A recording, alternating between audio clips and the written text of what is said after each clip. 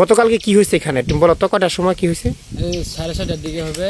তখন কিছু পোলাপাইন নিয়ে ওরা আইছিল, আর পরে দেখছি 2টা গরু নিয়ে গেছে গা। আর আমরা জিজ্ঞাসা করছি কে গরু নিতেছেন কিসের জন্য, উনি পরে বলছে যে টাকা দিয়ে পরে গরু নিয়ে আসতে বলেন যে এটা।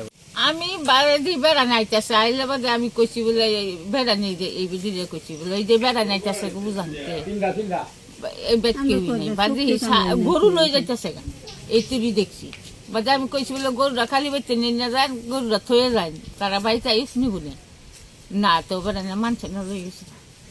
দেখছি যে আমি সন্ধ্যার সময় দেখছি মাগরিবের এক দিক দিয়া লোক সব এদিক দিয়ে আইতাছে, এই বাড়িতে ঢুকতেছে। আমি তো জানি না যে এই বাড়িতে ঢুকতেছে, খালি চাই চাই দেখলাম রাস্তা থেকে।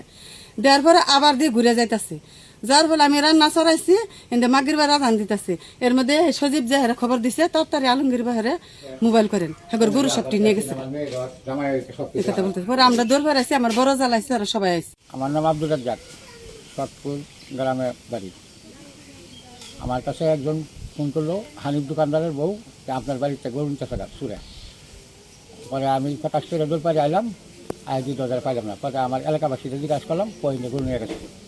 নেওয়া যাওয়ার পরে কুমুক টুমুক নিছে, খলিল, সরাফত, এরপরে নিছে এই নসু, এরপরে ইসাজুল, এরপরে খলিলের ফুলা, জলিল, এগুলা আমি মাসে জিজ্ঞাসলাম যে বললো যে এরা নিচ্ছে।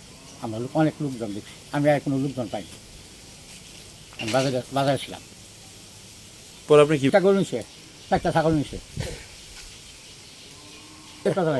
আপনার পরিবারের সাথে কোনো আত্মীয়তা আছে? না, কোনো আত্মীয় নাই। ওই পরিবারের সাথে আপনার ছেলে মেয়ে বিয়ে দিয়েছেন বা করেছেন? না, কোনো কিছু না। আমার ছেলে মেয়ে কোনো আত্মীয়তা নাই। পূর্বে কোনো লেনদেন ছিল? আমার কাছে নাই, কোনো লেনদেন নেই।